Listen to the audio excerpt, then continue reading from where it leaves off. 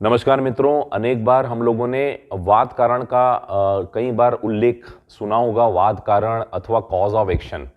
तो आज हम समझने वाले हैं कि ये वाद कारण क्या होता है, what do you mean by cause of action.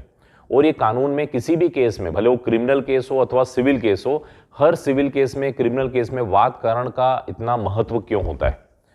तो आज हम समझते हैं वाद कारण, जैसे हम कॉज ऑफ एक्शन भी कहते हैं और कई जगहों पे इसे वाद हेतुक भी कहा जाता है। सो आप सभी का स्वागत है यूट्यूब चैनल लॉ इजी में। And today we are going to discuss over the one important concept of the law, that is called cause of action. तो वाद कारण क्या होता है, नाम से स्पष्ट है। वाद कारण यानी कारण का मतलब होता है कॉज यानी रीजन, जिसकी वजह से हम न्यायालय में आए हैं।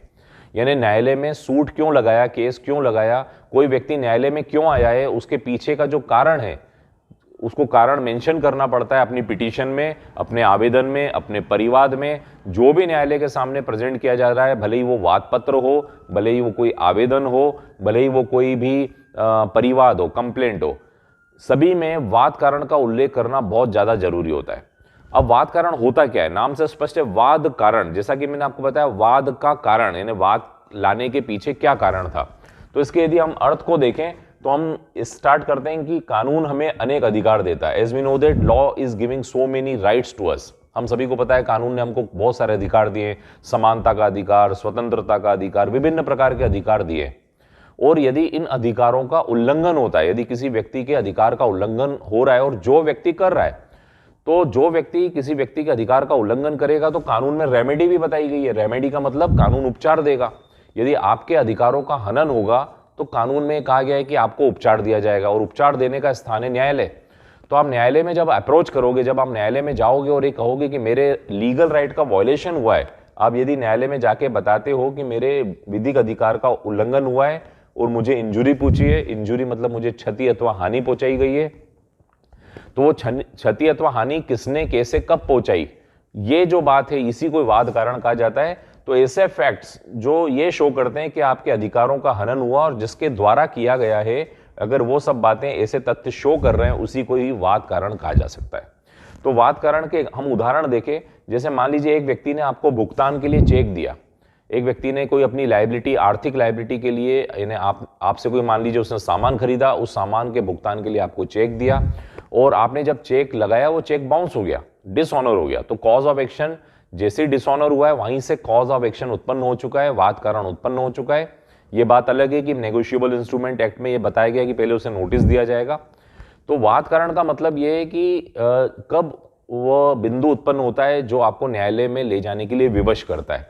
एक और उदाहरण देखते हैं। एक व्यक्ति को आपने एक व्यक्ति ने आपसे मनी बोरो की, उधार ली, और ये कहा कि मैं 1 महीने में आपको रुपए दे दूंगा। और जब आप रुपए मांगने गए 1 महीने बाद, उसने रिफ्यूज कर दिया, रिफ्यूज टू पेमेंट करने से रिफ्यूज कर दिया। तो जिस दिनांक को उसने रिफ्यूज किया वहीं पे वाद कारण उत्पन्न हो गया है। वाद कारण मतलब अब आपके पास कारण है, आप न्यायालय में जा सकते हैं और न्यायालय में ये कह सकते हैं कि फला फला व्यक्ति द्वारा मुझसे रुपए मांगे गए थे 1 महीने के लिए, मैंने दिए, और जब मैं 1 महीने बाद उससे रुपए मांगने गया तो उसने देने से इनकार कर दिया। तो यहां पे वाद कारण उत्पन्न हुआ है, इसीलिए मैं माननीय न्यायालय के सामने आया हूं कि कृपया मुझे मेरे रुपए दिलवाए जाएं। तो ये होता है वाद कारण। एक और उदाहरण देखिए। एक व्यक्ति ने कॉज्ड हर्ट, आपसे झगड़ा किया और झगड़ा करके आपको शारीरिक चोट पहुंचाई।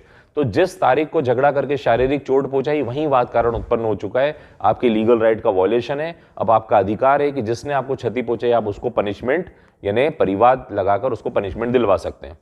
तो जिस व्यक्ति ने कॉज हर्ट किया, इंजुरी पहुंचाई है, उस तारीखों पर, जिन तारीख पर यह काम हो रहा है, जिस समय पर यह हो रहा है, वहीं वाद कारण उत्पन्न हो जाता है। और इसका हवाला यानी इसका उल्लेख करना पिटीशन में, आवेदन में, वाद पत्र में बहुत जरूरी होता है। यदि हम वाद पत्र की बात करें तो सीपीसी में वाद कारण का बहुत ज्यादा उल्लेख किया जाता है। हमारे देश का जो सिविल कानून है, सिविल प्रक्रिया संहिता 1908, यद्यपि इसको डिफाइन नहीं किया गया है, वाद कारण को सीपीसी में डिफाइन नहीं किया गया है, लेकिन वाद कारण के बारे में अनेक सुप्रीम कोर्ट के जजमेंट है, हाई कोर्ट के जजमेंट है, जिसमें कहा गया है कि बिना वाद कारण के कोई भी वाद पत्र नामंजूर हो जाएगा। तो वाद पत्र में वाद कारण होना बहुत जरूरी होता है। कोई भी लॉ सूट हो, उसके लिए वाद कारण बहुत एसेंशियल होता है।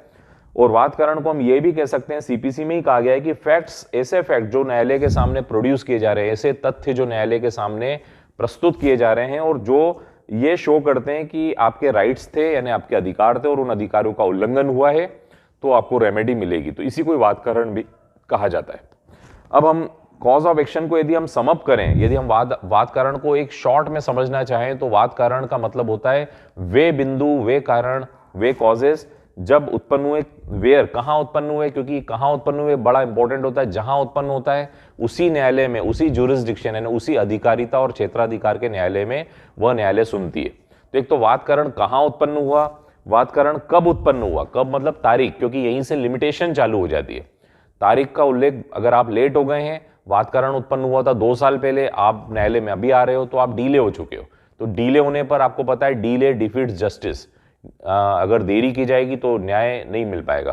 तो एक तो वाद कारण कहां उत्पन्न हुआ, वाद कारण कब उत्पन्न हुआ, यह भी महत्वपूर्ण होता है, और वाद कारण कैसे उत्पन्न हुआ, हाउ, किस प्रकार उत्पन्न हुआ है, इन तीनों का उल्लेख वाद पत्र में किया जाना बहुत ज्यादा जरूरी होता है। और इसी वाद कारण से आपका वाद न्यायालय एक्सेप्ट करेगी, इसी वाद कारण की वजह से क्षेत्राधिकार तय होगा, इसी वाद कारण से आपका लिमिटेशन तय होगा, और किस प्रकार वाद कारण उत्पन्न हुआ है वो मोड बताना भी जरूरी होता है।